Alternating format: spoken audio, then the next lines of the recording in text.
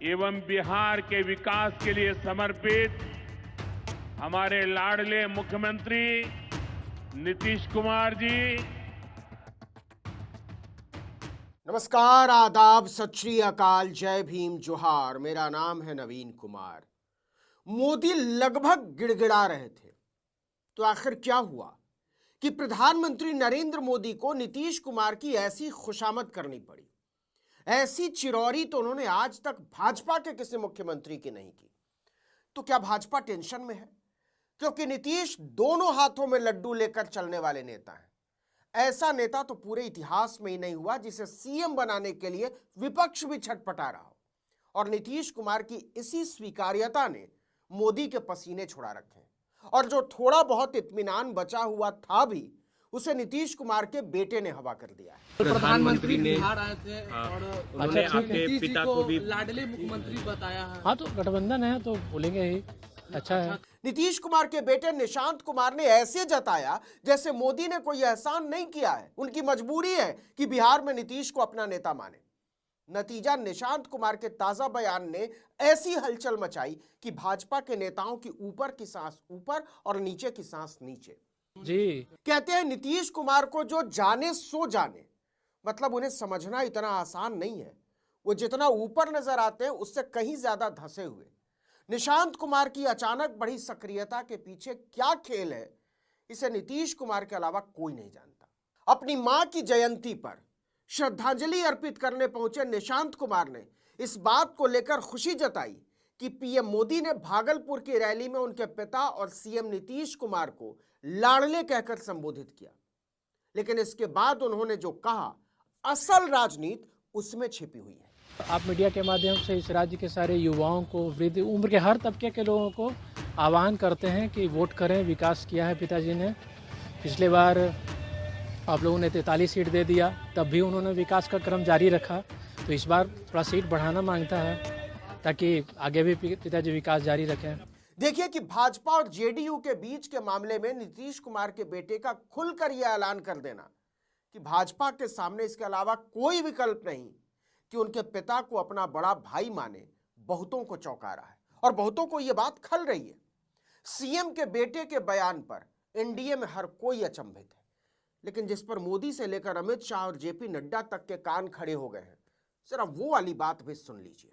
25 में भी मुख्यमंत्री नीतीश कुमार जी, एनडीए भी घोषित करें और हमारे जेडीयू भी कार्यकर्ता, सारे नेता सब मिलकर घोषित करें। एनडीए भी घोषित, सीएम है और सीएम के उनके नेतृत्व में हमारी सरकार बने, फिर से विकास का क्रम जारी रखें। इसके बाद से भाजपा की हालत पतली है।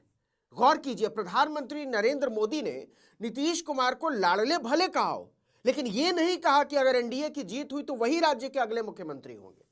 मतलब इस कोष्ठक को उन्होंने खुला छोड़ दिया है।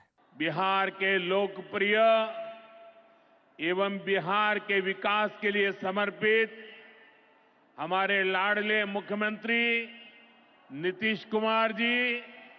अब सवाल उठता है कि सीएम के बेटे निशांत कुमार को मीडिया के माध्यम से क्यों कहना पड़ा कि उनके पिता नीतीश कुमार को एनडीए की तरफ से मुख्यमंत्री का चेहरा घोषित करना चाहिए, और ऐसा क्यों कहा कि जेडीयू के नेताओं को इसकी पहल करके सब कुछ पहले से तय कर देना चाहिए, सुनिश्चित करना चाहिए। एनडीए भी घोषित करें और हमारे जेडीयू भी कार्यकर्ता, सारे नेता सब मिलकर घोषित करें। एनडीए भी घोषित, सीएम है।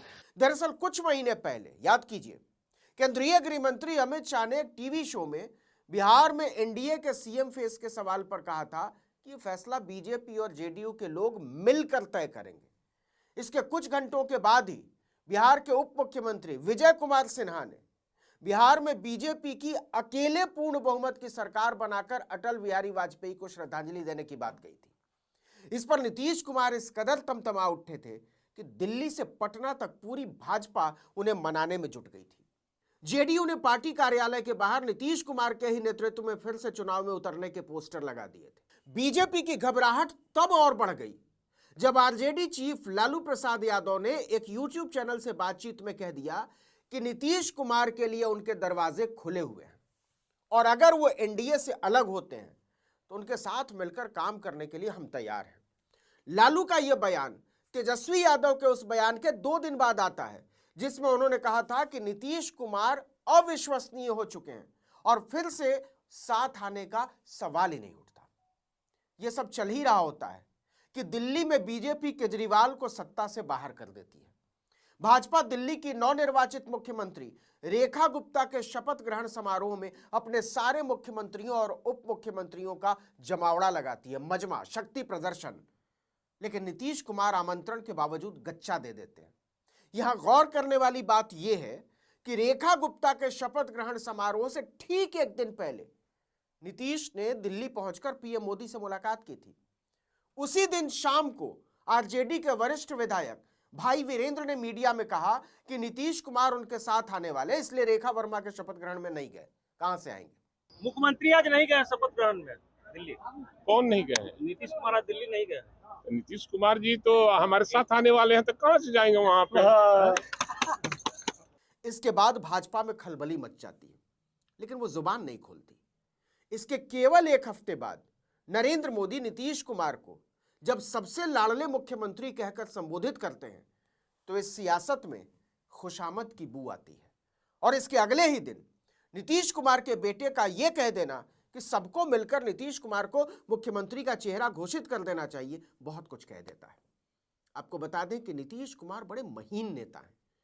वो जब नाराज होते हैं तो खुद कभी इसको जाहिर नहीं करते, वो दूरी बना लेते हैं।